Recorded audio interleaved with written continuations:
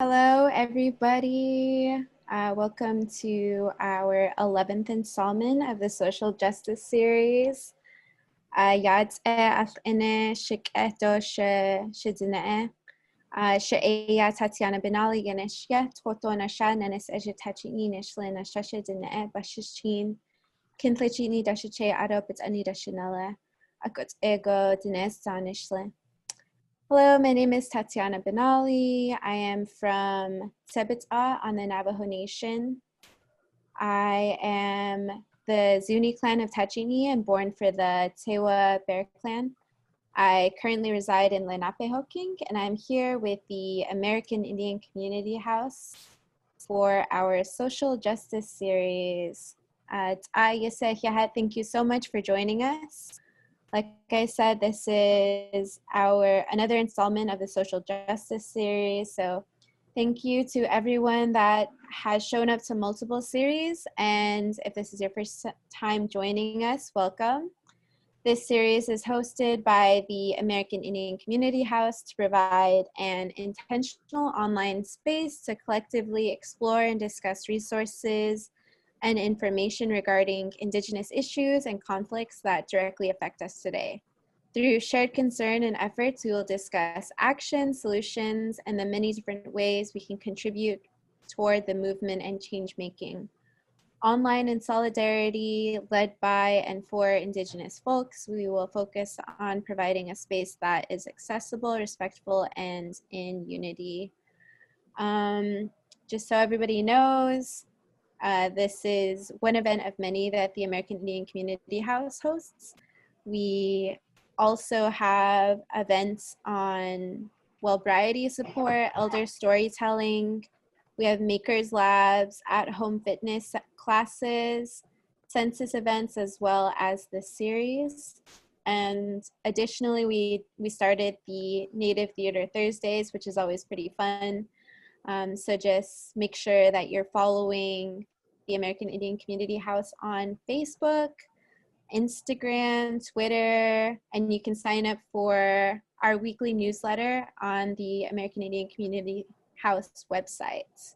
And I would also like to give a quick shout out to Novo New York City Census, New York Women's Foundation, for continuing to help us to provide the resources that our community needs and continue to do the work that we do.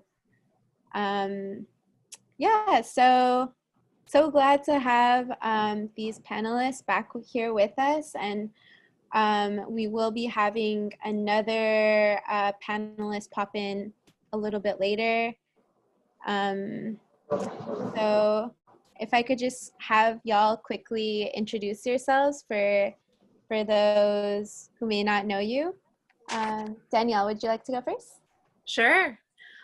Thank you everyone for having me on again.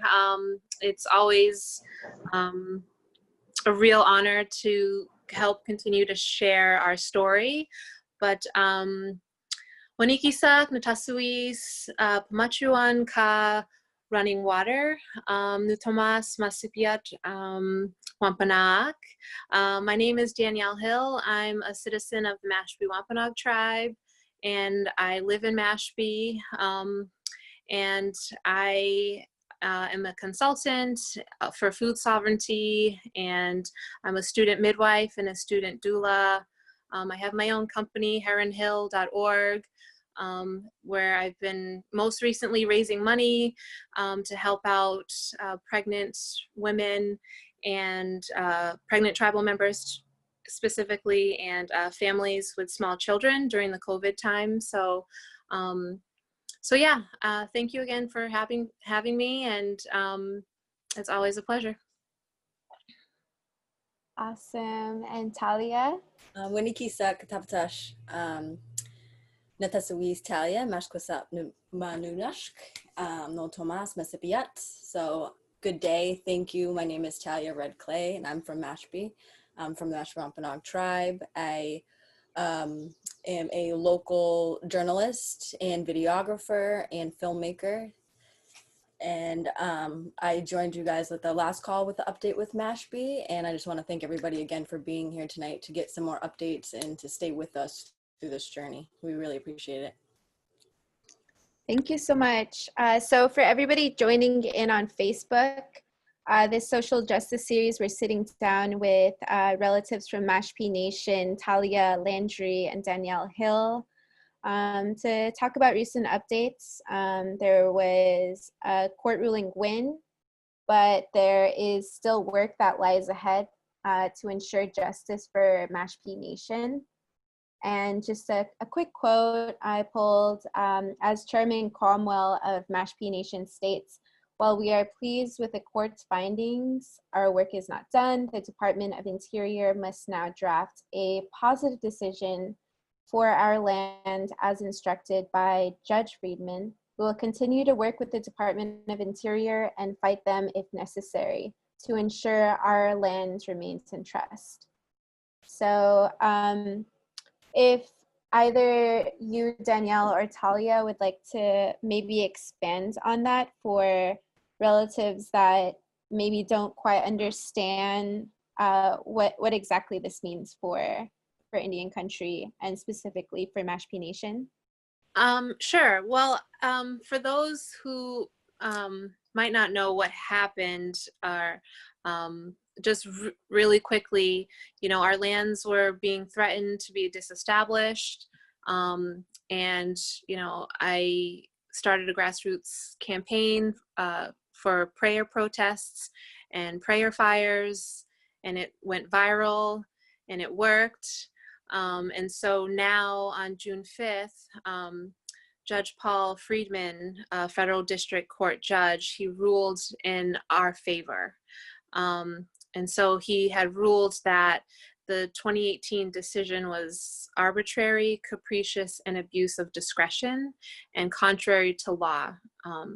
And essentially, the Department of the Interior incorrectly applied their own guidelines, which was this guideline called the M opinion. And so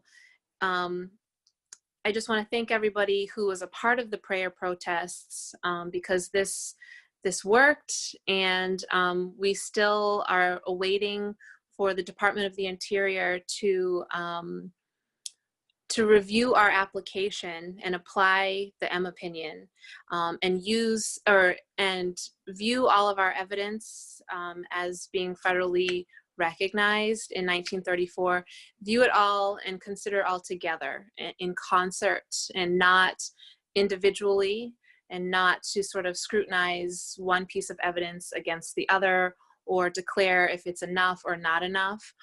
It's the whole entire package, and that's what they did not do, but now they have to do it. The good news is that we don't have to reapply. It's uncertain how long they have to make a decision. Talia might know a little bit more about that, but we're hoping that the Department of the Interior follow suit, and that they also realize that their actions were wrong and discriminatory, and downright just ludicrous. They're supposed to be on our side. They're supposed to protect us.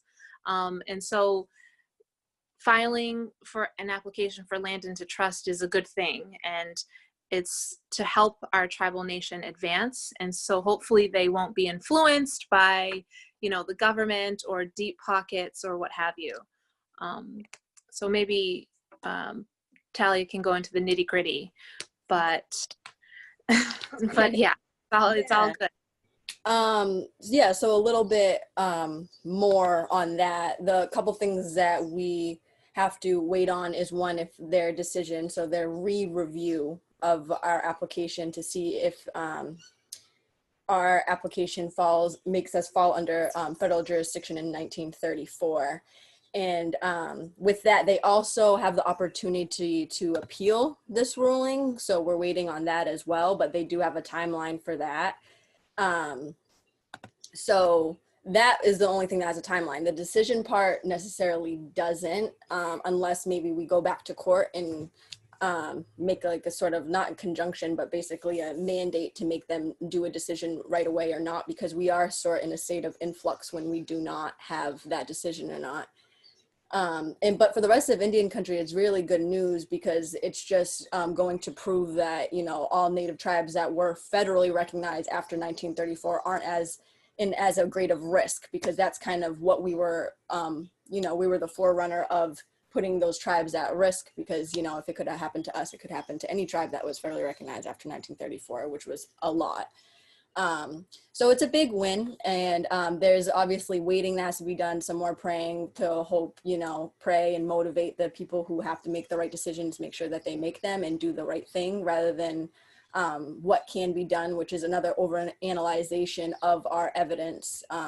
Because if anybody got a chance to listen to the case, it was they were very nitpicky in words and sanctions, even within the original M opinion. And I think that's a big question for the rest of the Indian country, is whether or not the new M opinion that they put into order in March, if that is going to stand, or if they're going to have to reevaluate that, because I know there was some concern with the new M opinion as expressed by the judge. So that's another something that we should probably look out for. But it is quite full circle that we were talking about when we had our last webinar. We were actually focusing on this M opinion because they released the new M opinion a few weeks before they announced that they were disestablishing our lands, and that they didn't notify the court, and because of that, I think they got highly scrutinized for it, and were kind of a piece of the layer was folded back so the judge could see a little bit what was going on. So I think that it's important to mention that too, because everybody was up to date with that whole new M opinion and stuff like that. So it did get discovered out and kind of in favor for the tribe. Yeah, thank you so much for all of these like new updates. And just for everybody that wants to learn more about what has happened and who you can connect with to continue to stay updated on Mashpee Nation, there is a great handbook out there, and we actually have one of the collaborators joining us a little bit later into this panel, but it's a collaboration between Mashpee Nation and Dream Warriors, and they came out with this really helpful handbook to continue to stay updated, and has like a bit of resources included to provide some context. But I'll go ahead and drop that link into the chat, and we will also be putting this handbook into the Facebook live stream as well.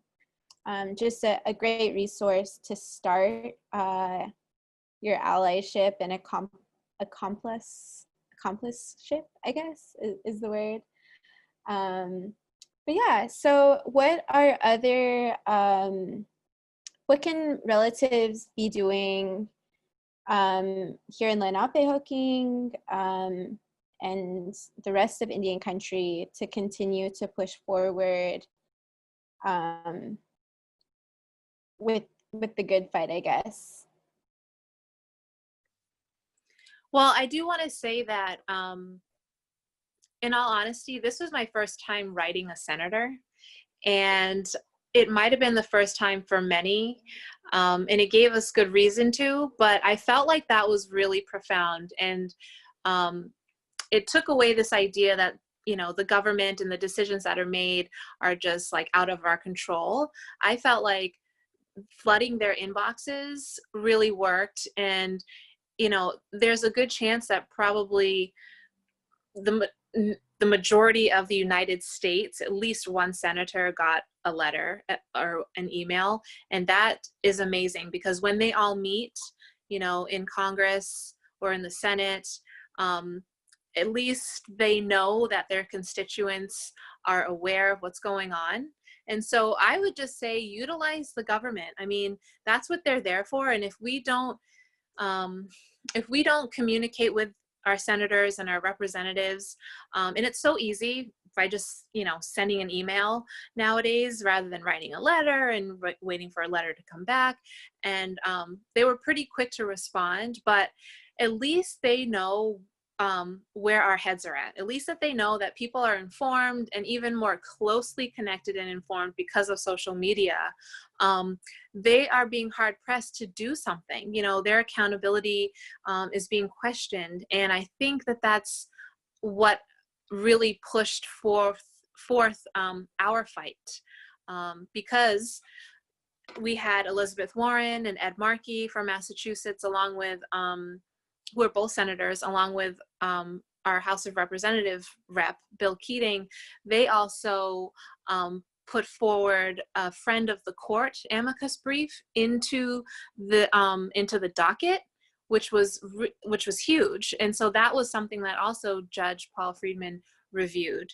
And then most recently, Joe Kennedy, who's also a Massachusetts representative, he filed a legislation to protect lands. It's called the Tribal Reservation Pandemic Protection Act. So it seems like everyone is jumping on this bandwagon, which is a great bandwagon to be on, but out in DC, or, you know, the Congress and the senators and the legislators and all these people, at least they are seeing that it's important to protect tribal lands and the interests of tribal governments, and also that natives and non-natives have the power to mobilize and fight for our rights. And that's huge, because before it felt like it was just native communities fighting for what they want and, you know, their own interests. But mobilizing our allies is extremely important. And this is the first time that, you know, I've connected to the American Indian Community House in New York, and to other, you know, organizations, and to the Dream Warriors who are all over. I mean, I think this is so amazing. So my advice would be to other tribes who are facing any sort of threat to their sovereignty or their resources, is to create these types of campaigns and these grassroots campaigns, and really mobilize everybody, and just inform everybody, because people care. And that was something that was also surprising. People do want to help. We just have to give them ways to help. And writing to your senators, writing to your representatives is very easy. And people are willing and able to do it, and they do it. And it's something that's amazing. So I would say that is start there, is just getting the word out and educating people. Because if something happens in your territory, I'll be right there virtually, you know, like I'll get on the webinar, I'll write. And so all of us can still stay connected and feel as if we're doing something together, even far away. So that would be my first step of action. Yeah, that staying united, I think that's the biggest part with Indian country and getting anything done, and with anybody else, you know, not in just Indian country, but so that we support each other. But to piggyback off of that, with writing the senators, to keep on writing them, because HR 312 still has not been onto the floor yet, and neither has the Carcieri fix, and both of those are they passed the House and they're waiting for the Senate floor, and they're both really important for Indian country to keep going. I mean, Mashpee Reservation Proclamation is specific to our reservation lands, but it also is like a forerunner for it not to happen to other ones. But the Carcieri fix is huge, and it basically just reestablishes that, and based off of Carcieri and Salazar's case, and to make sure that under federal jurisdiction is basically taken out of the IRA, and so any federally recognized Indian tribe would have it would be entitled to land and trust, rather than it saying under federal jurisdiction. So that's kind of the Carcieri fix that's going to be presented to Senate. So those two are something that are still actively like waiting there. So any sort of push or encouragement, you know, that's just one active way. And like Danielle said, just keep on educating and supporting each other. Definitely. Thank you both so much. And for everybody tuning in with us, if you have any questions that you would like to ask, feel free to put those in the chat, or put your name into the chat if you're joining us on Zoom, and I can unmute you and you can ask your question, or you can write it into the chat. Just some quick housekeeping. Yeah, I really felt like the campaign with the Dream Warriors was very wonderfully like laid out. And I'd be curious if like a collaboration with like the community house to extend this campaign into, you know, further steps, because like we do want to continue to build like intertribal solidarity with the relatives that are nearby to Lenapehoking. And one of those is, you know, continuing to stay in close relations with Mashpee Nation, Shinnecock Nation, you know, people of the Lenape, and that just might be something that we can continue to stay in contact about and continue to build, because we have been trying to start like organizing a little bit more and a little bit more in other ways, I guess, through discussion and connecting through like other forms of communication, like social media, sharing educational resources with one another. So yeah, just something to think about. I'm looking at the question, sorry. So Kaylee Levine says, what were some of the responses from the senators that were written, if anybody knows? Well, I think, my response was very generic. You know, I was like, thank you so much for your concerns with Indian country. We're working so hard to support. And it was like this kind of generic blurb, you know, we believe in fighting for, or we believe in protecting the Mashpee reservation lands, you know, something like that.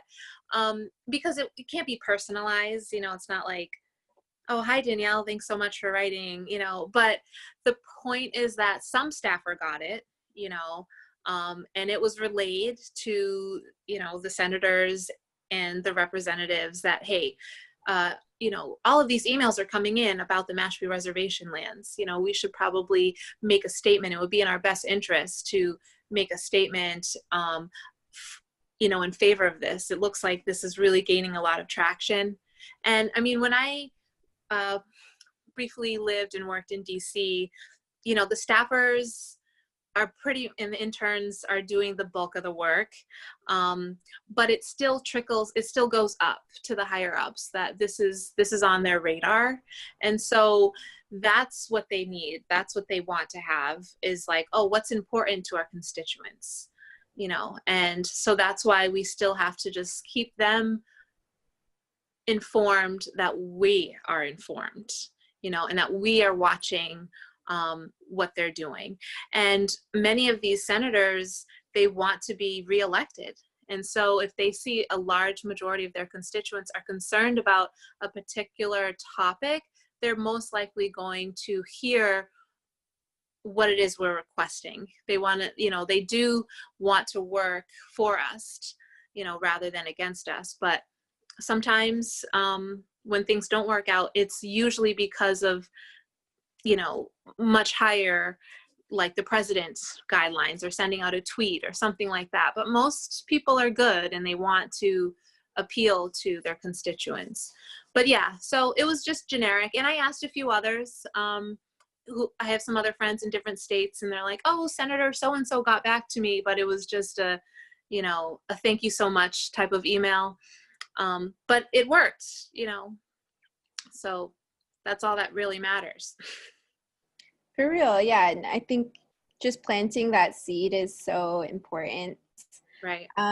Speaking of seeds, Lyla June Johnston just joined us, and she will be talking a little bit about the handbook that she helped organize. Lyla, if you could please introduce yourself, and then talk a little bit about your collaborations with the Mashpee Nation, that would be wonderful.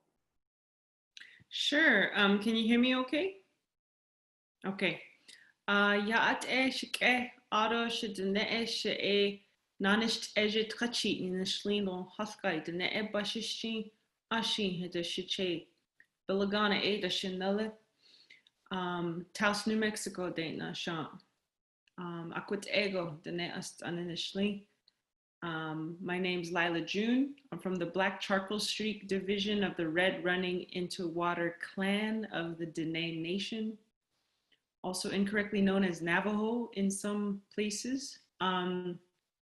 My father's mother is of the Cheyenne clan, and my mother's father's the Salt clan of the Dene, and my father's clan is of the European clans, as far as I know.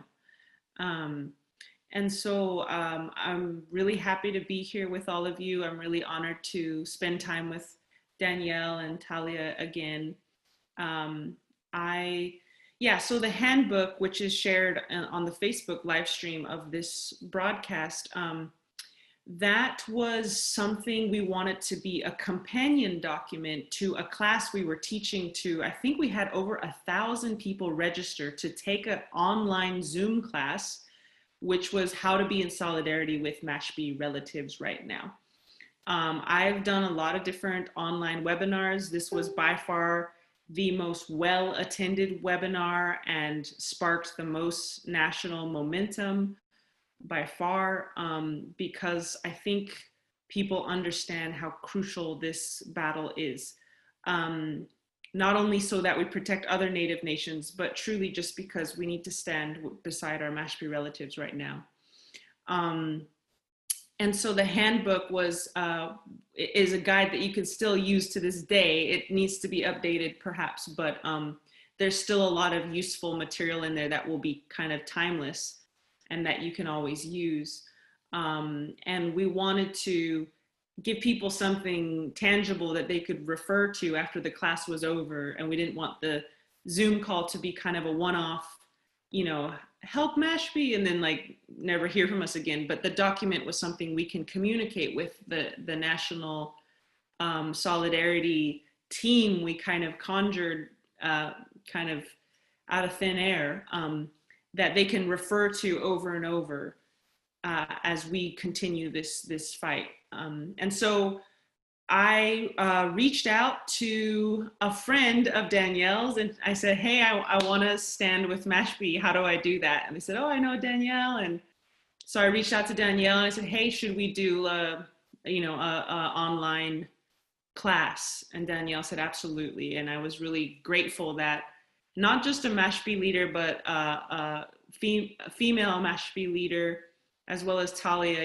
having the women create their own front in this battle, because a lot of the tribal council and the leaders are male and they have their role too. But I was really grateful to create a sisterhood of Indigenous women who could really lead a portion of this battle. So anyways, that's kind of how I got involved, and I'm really grateful to be here with all of you. And I have a little bit of a following on Facebook and Instagram and stuff, so I was able to kind of funnel everyone that way and get them to help the tribe or the nation, because I mean, as has been said, I'm sure this is a really important and monumental battle, and I have no doubt in my mind that the leadership of Danielle and Talia, and I just stand behind them, and I have no doubt in my mind that they have altered the course of this battle, and in the end of the day, the course of history for all Native people. So I'm really proud of them, and I'm really proud to just stand behind them. Yeah, thank you for joining us. We were just talking about the recent court ruling win, and the work that continues to need to be done to ensure that there is justice, and that is in our, not only but in our grasp, but like in a firm grasp.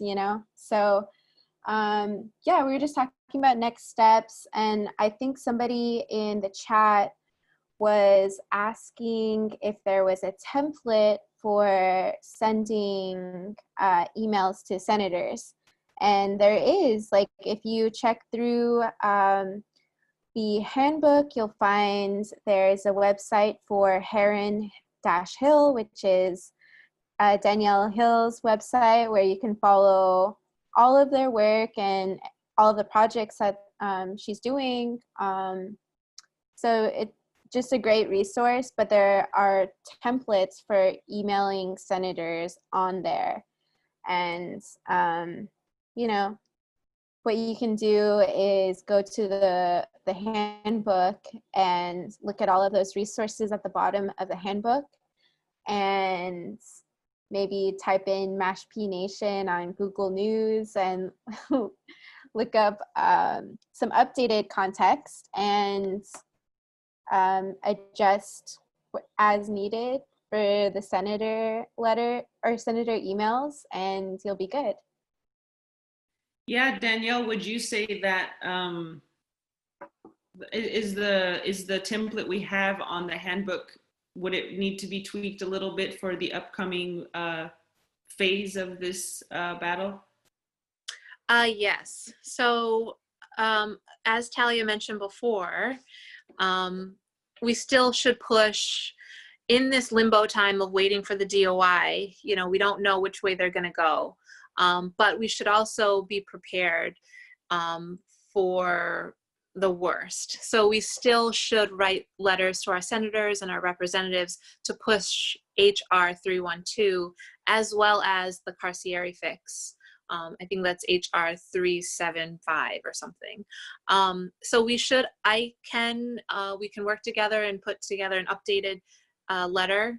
So that way that can be the second phase of our Standing in Solidarity campaign, for sure. And I just want to say thank you so much, Lyla, because of you and the Dream Warriors and your contacts. Like, this went viral, and we need more people like yourself and like you, Tatiana, who are just interested in other people's struggle and just wanting to genuinely help and get the word out and just mobilize, you know.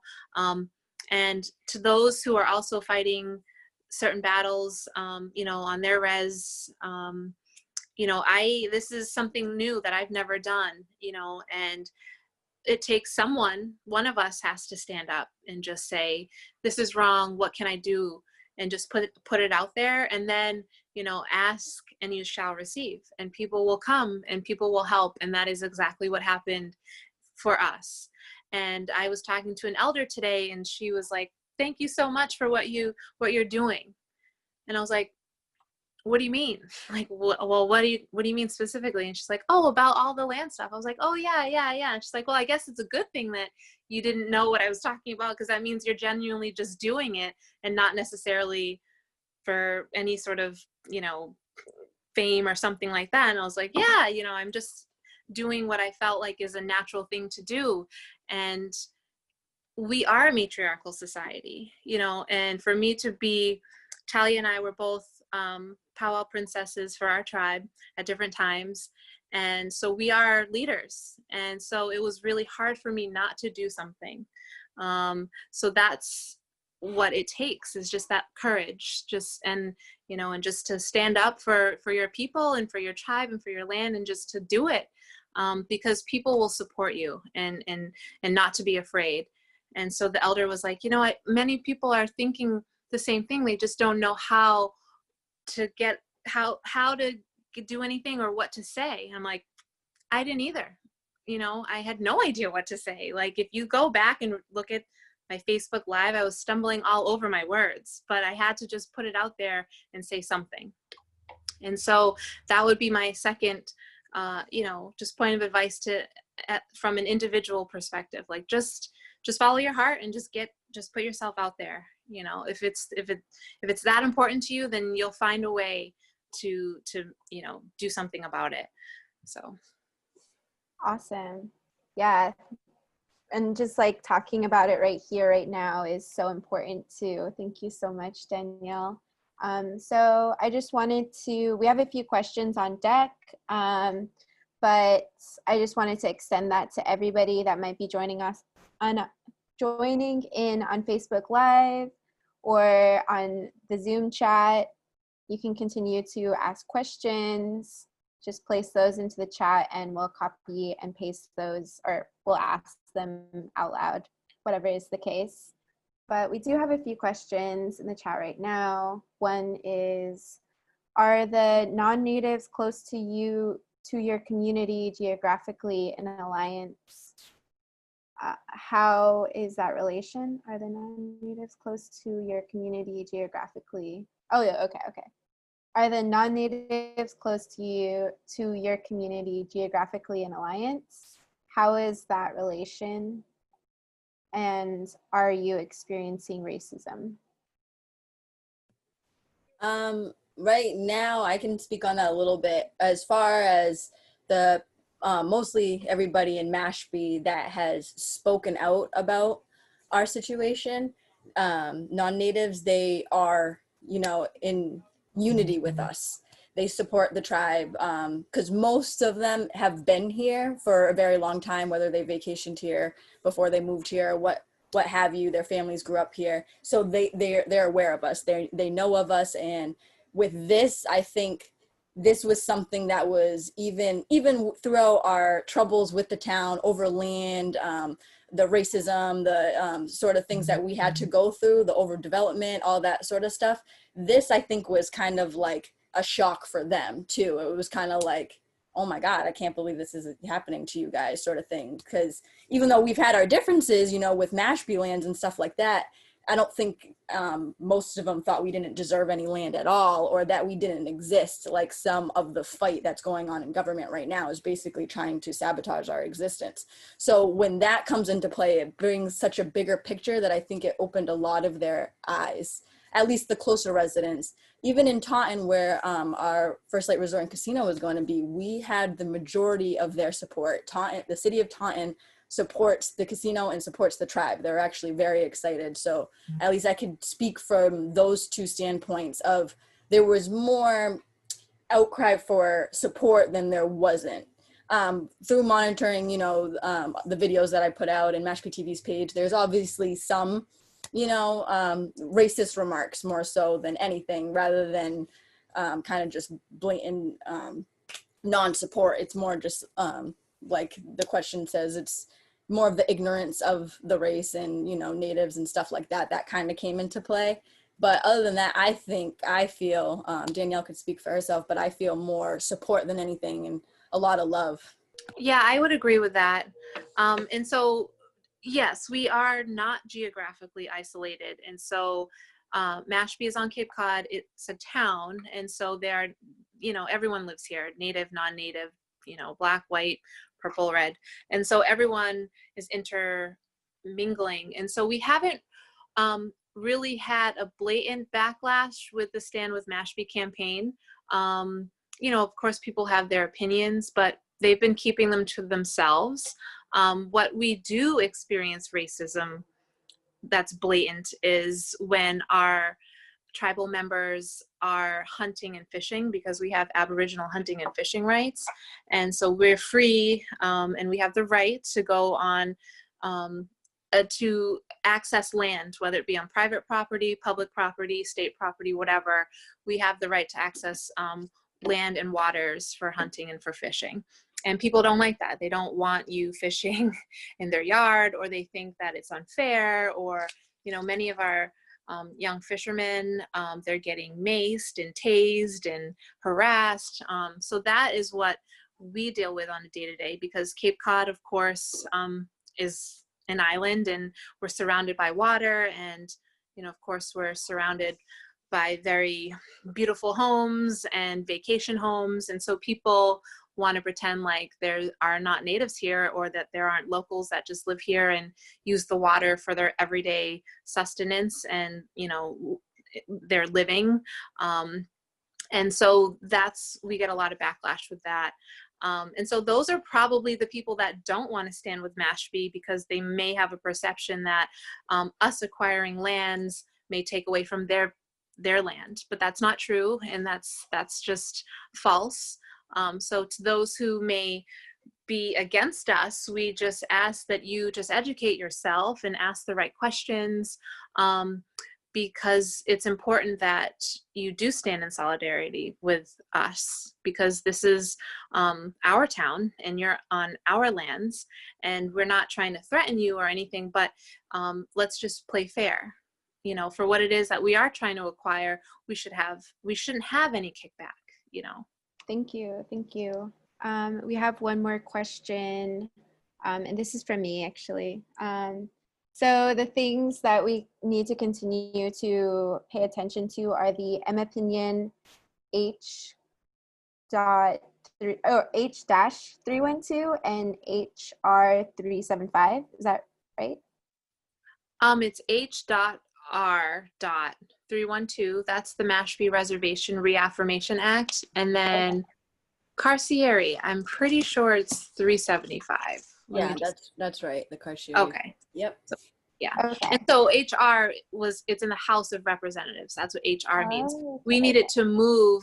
So it was passed at the House. We need it to move. It's already on this. It's moved over to the Senate, but it has not been placed on the Senate calendar. So a senator needs to sponsor it, and it needs to go on the floor, and it of course needs to be up and reviewed and up for a vote. So we need, I think the, what is it? The House, the Committee on Indian Affairs may have been promoting it or sponsoring it, but that's basically what has to happen. It has to go over to the Senate. Mm-hmm. Okay. All right. Just keeping tabs on those so we can continue to build like the extension of the campaign. So that's for, well, not only my own personal purposes, but for everybody listening, just keep those in mind. And again, that's M opinion H.R.312 and H.R.375. All right. So yeah, I mean, we want to, give updates on, the recent court ruling win, which is super exciting, but like we want to continue to keep the momentum going because, like the chairman Cromwell said, like it seems like it's the end, but it's not. Like we need to continue building, and I think like I just wanted our community here in Lenapehoking, as well as, the broader Indian country, to know that like this is something that we need to continue to keep relevant and talk about and keep an eye on, because so important. But I also wanted to open the floor for Talia, Danielle, and Lyla to give updates on, your own personal projects and other relevant information regarding, work in your nation. So if you guys just wanted to, maybe Lyla, if you want to go first. Sure, yeah. And then yeah, because like, still hear me? Just give me a yeah. Okay, cool. Yeah, thanks for letting me go first, because I do have yet another Zoom call to join. They just keep on coming these days. But so, okay, personal projects. Well, first of all, thank you, Tatiana, for organizing this panel. Thank you, Danielle. Thank you, Talia, for your perseverance and steadfastness in serving your people and your grandchildren not yet born. It's truly just so beautiful to be a part of. And as for me, I'm focusing on my PhD because prior to COVID-19, I was flying all over the country and speaking at, a million different universities and conferences and festivals, and just living on an airplane. And I realized that that wasn't really serving me, or rather, it wasn't really what I was supposed to be doing. So I am gladly taking a break from all that, not only because COVID-19 has forced me to do that, but also because I needed to do it anyways. And so I'm just doing a lot more inner work and focusing on healing myself. As you may know, I ran for office. In December, I announced my candidacy. Sadly, the campaign was pretty well squashed. I had donations from all 50 states. We raised a ton of money very quickly. And I was running against the Speaker of the House for the state of New Mexico. And of course, that freaked him out that someone was gaining so much momentum. And they pulled out all kinds of random Facebook stuff about me and tried to take it out of context and make me look pretty horrible, which I guess is normal in politics. And that was navigable, but then one of my key staff members turned on me, and as I watched, Amy Cooper calling the cops on the bird watcher who happened to be Black, and saying, having that audacity and that feeling that you could even do that. One of my campaign staffers did that. They filed 2 false police reports against me with completely random charges that she had no evidence for because they never happened. And then what was worse is that the newspapers put it on blast that I was a suspect of fraud and embezzlement, even though they hadn't fact checked anything. So that was a good blow to the ego of like, okay, I guess the political establishment can do that to you. Good to know.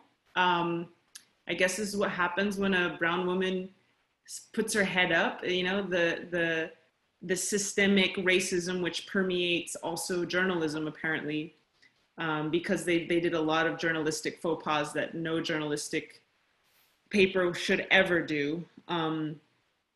So I kind of just needed to step back from the world and just kind of heal a little bit.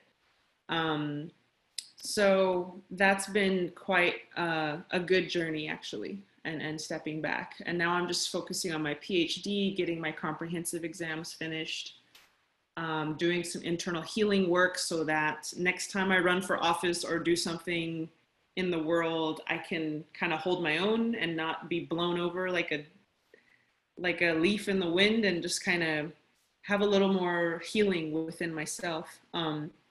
So all of that is good. All of that is good. And I appreciate you, Shadeja, for what you're doing.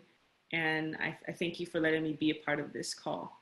So I hope you all have a wonderful evening. And that's sort of my update these days. Thank you. Man, it's a lot to deal with. But I think, like the pandemic has forced a lot of us to, do like some grounding work. And I think that's in the end going to help us all. Danielle, did you have any updates, projects with anything? Sure. I do. I always have a lot going on, which is great. But yeah, loving family and just spending this time at home. I'm finishing up a children's book that I'm writing on the first Thanksgiving. So that should be out September 2021. I'm writing it with 2 other Native co-authors, so that's exciting. I am, just soon going to be starting my Indigenous baby foods cookbook. I have this little one here. She's going to be my guinea pig. She's 3 months now, but as soon as she starts, eating solids, she's going to be eating, all sorts of indigenous foraged goodness, and making different nut milks and just sort of experimenting on her, but, safely using, of course, historical documents from this area about what our ancestors used to eat and how they fed their children and their babies and how they dealt with sort of their early years. So that's very exciting. I love looking into the lives through the eyes of my ancestors. And then while that ball is sort of rolling, I'm also working on my midwifery certification. Hopefully, in these coming years, I can start to build the foundation for a Mashpee Wampanoag birthing center. So I've had two of my children at home, and one was at a birthing center, and all three of those experiences were beautiful and wonderful.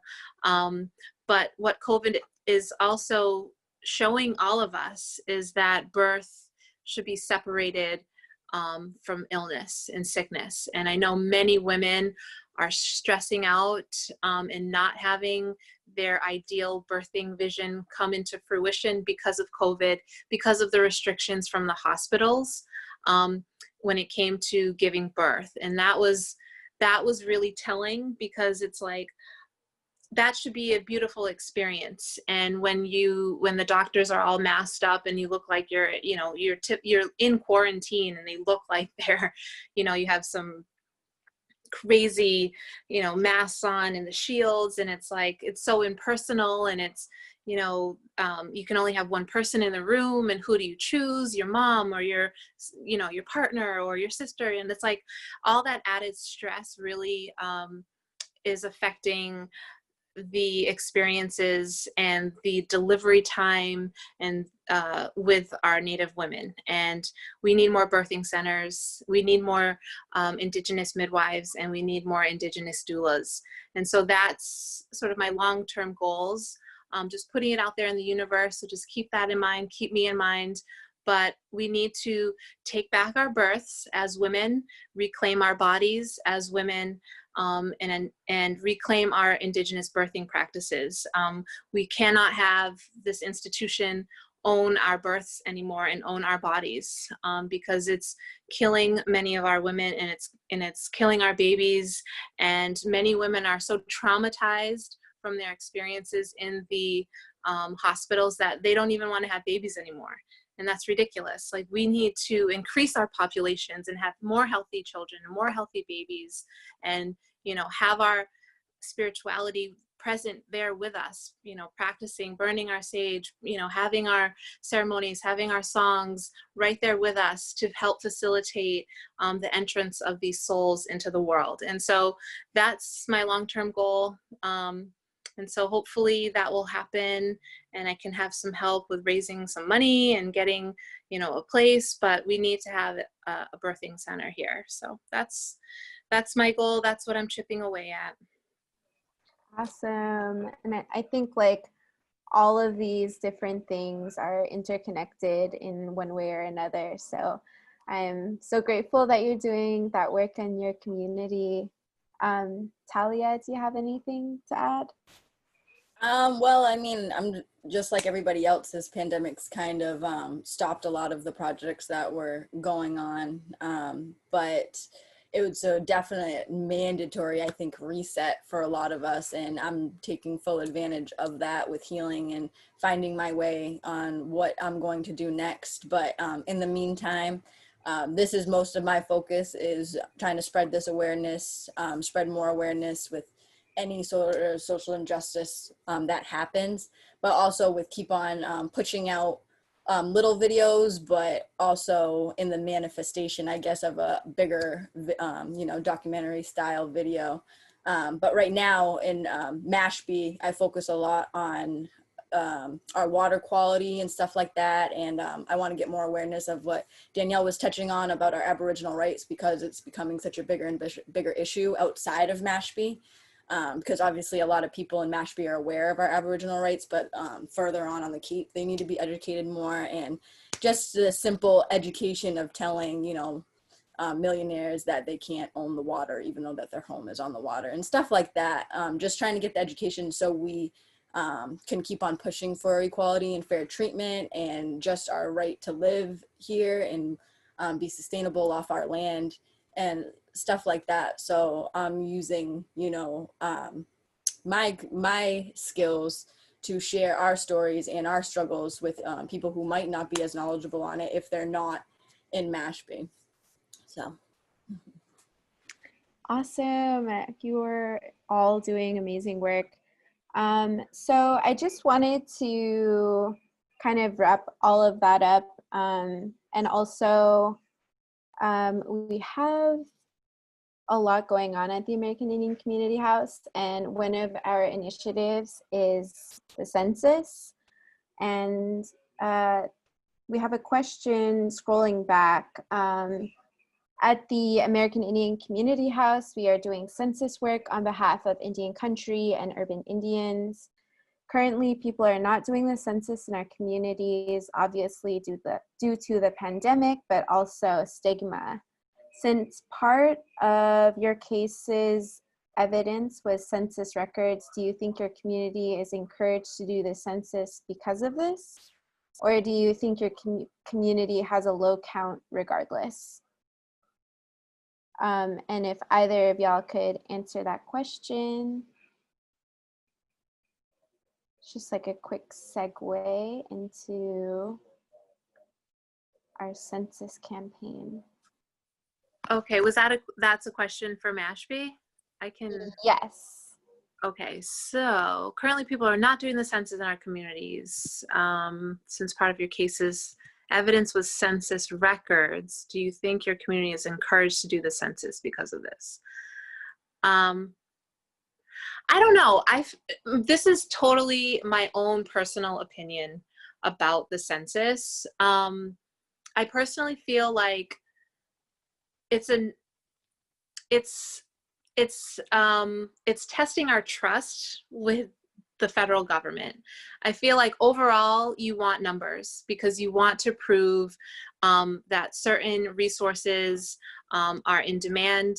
You want to prove that, hey, we need X amount of dollars for, healthcare. We need X amount of dollars for this, that, and the third. And it helps with the overall numbers. So I can understand from a state perspective, from the federal government perspective, even a town perspective, on getting an accurate count on who is a tribal member and what is their age, and the most up-to-date accurate data. And when I was working as our senior planner for the Mashpee Wampanoag tribe, all of our grants relied upon census data. And so that was the basis of our argument of why we are requesting X amount of dollars. Now, from an individual perspective, getting people to fill out the census is like pulling teeth for some reason. People don't want to give over their personal information. They don't want to be on record. Or, it's like they don't want to be collectively counted for some reason. And I think it just goes back just to the long-standing distrust from the federal government.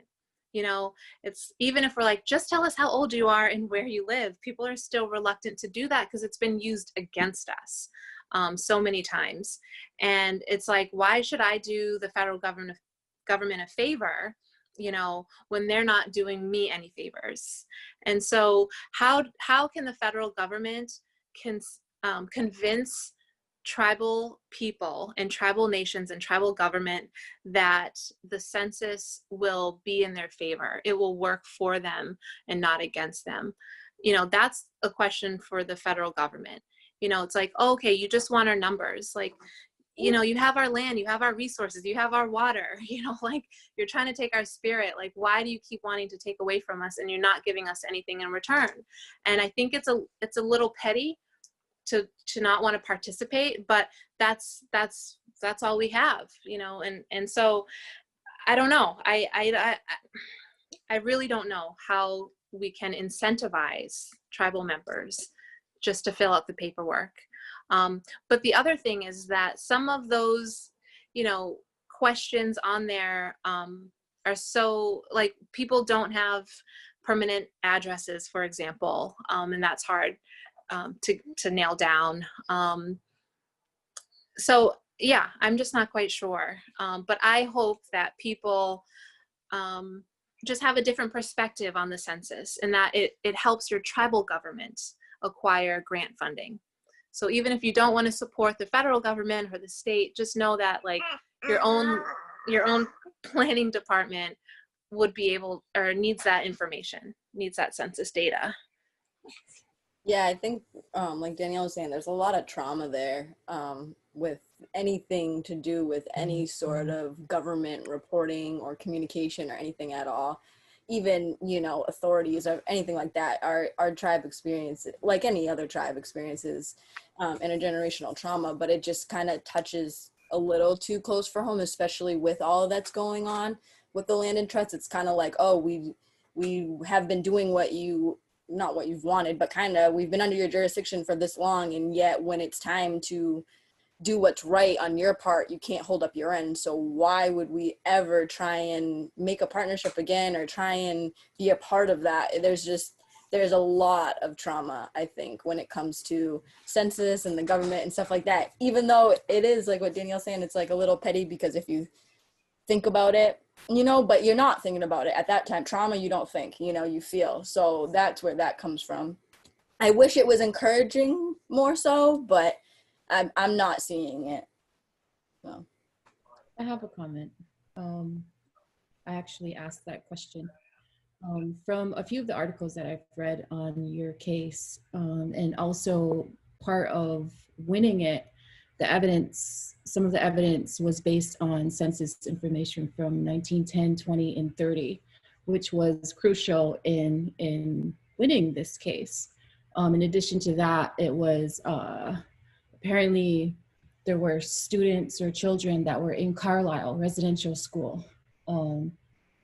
And for me, just from that data being collected, this is the one time where I think we could see the census as sort of a, like we kind of weaponized it against them this time instead of them using it against us. So for me, it's encouraging for us, should be encouraging for us to do this in case in the future they say, oh, well, you can't prove that you're all natives or you don't exist anymore, you're mixed out, so we're just gonna de-establish you just based off of that.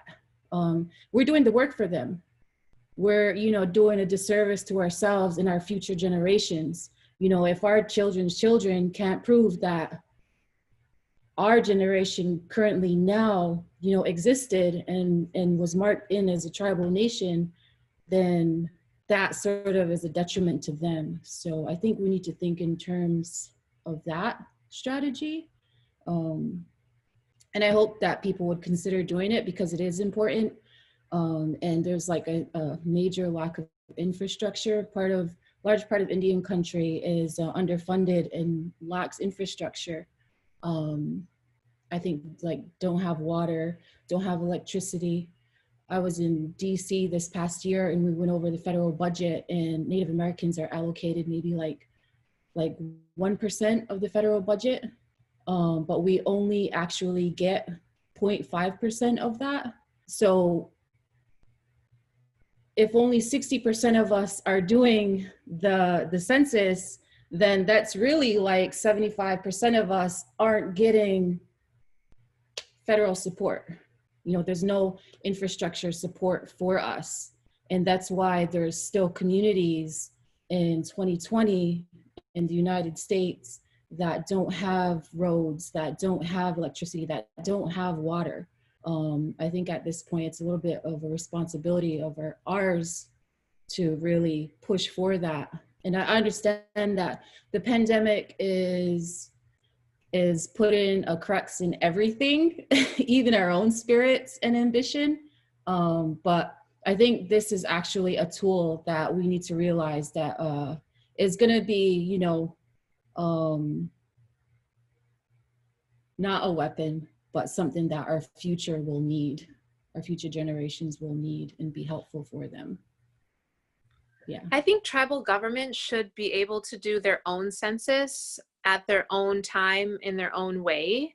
And then that data should be translated or transferred over to the federal government. But I think that, so in our case, one part of the argument is true is that because of the census data, we were able to go back and prove that, hey, we did exist, we were native, and this is how many people were enrolled and blah blah blah. But if there's a will, there's a way. Even with that data, they still attempted to disestablish our reservation lands, and they did, or they went so far, and now we're still at the same place. So it's not as if that was the magical cure-all and it proved anything. I just feel like what I think is like the census is just like a little piece of the pie or the equation. Is yes, it helps us with numbers and maybe grant funding or to sort of advocate for how much of the resources we need, but we all know that the IHS funding or the Health and Human Services funding, there's a pot, there's literally a pie and it's already allocated. Doesn't even matter how many more tribal members you have, it never ever changes. The allocation never ever changes. And if anything, it's taking away from other tribes and their resources to give to other tribes. They don't ever give us more money. And so that's also part of the issue, is that Indian country just needs more money. Why do we continuously have to prove? I mean, it's 2020 and we've been proving how many people are Indian for how long now, and we still are living in poverty and we still don't have resources and we still are fighting, and they're like, okay, we'll fill out the census.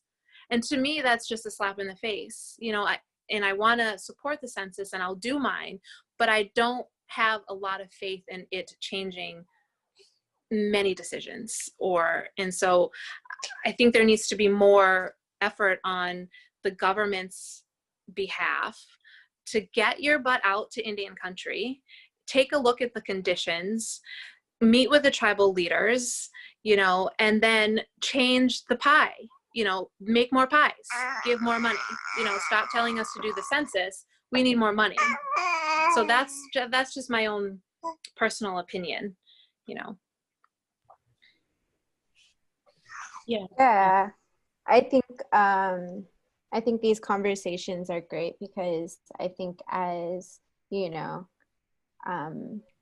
part of Indian country, we have all of these different ways to kind of go out and do the work that we need to do.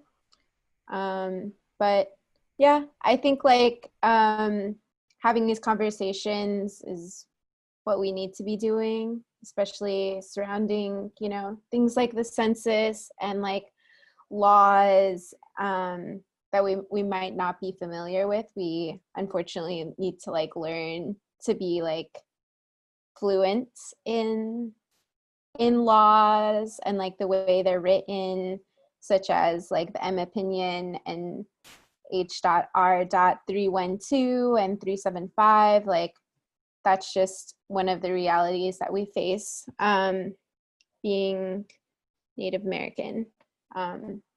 But something that the American Indian Community House is doing to kind of encourage members of Indian country to be counted.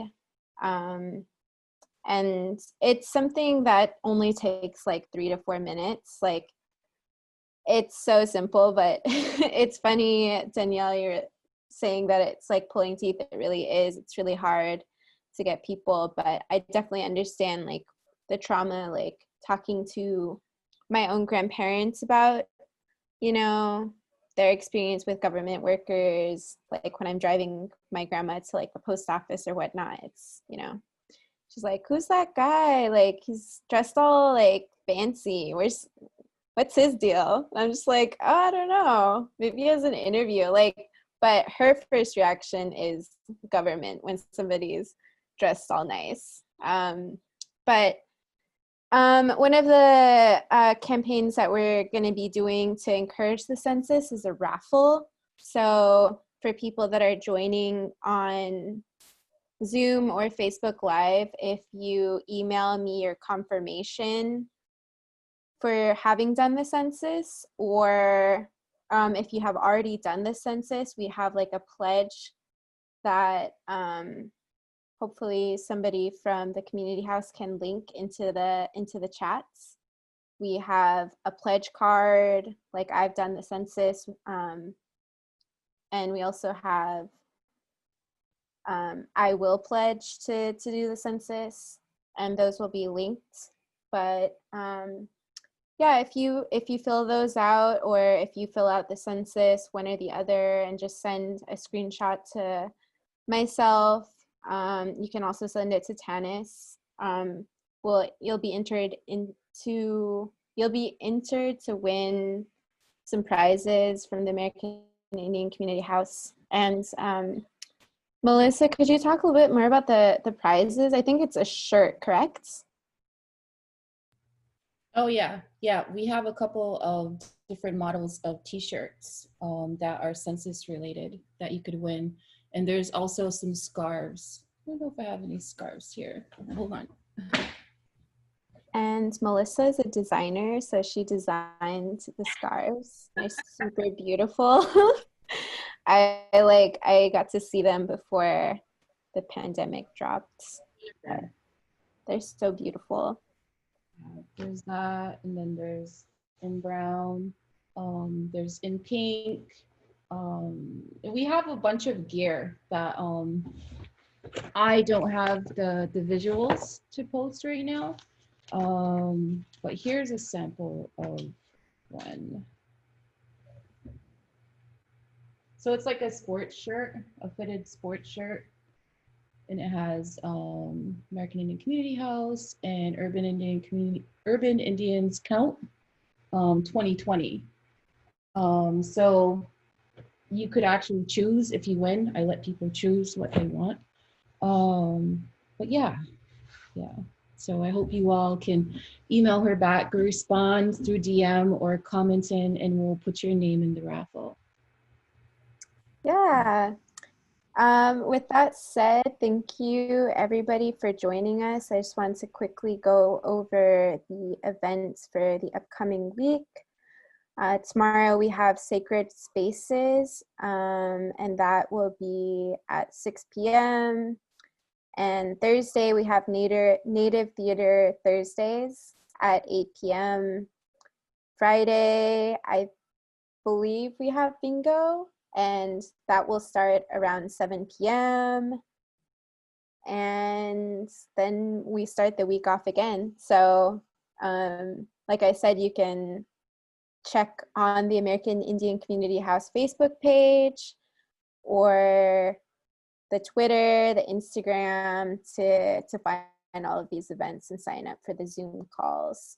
But I just want to extend my thank you once again to Talia and Danielle. Thank you so much for joining in again, and I'm hopeful that we can continue to build.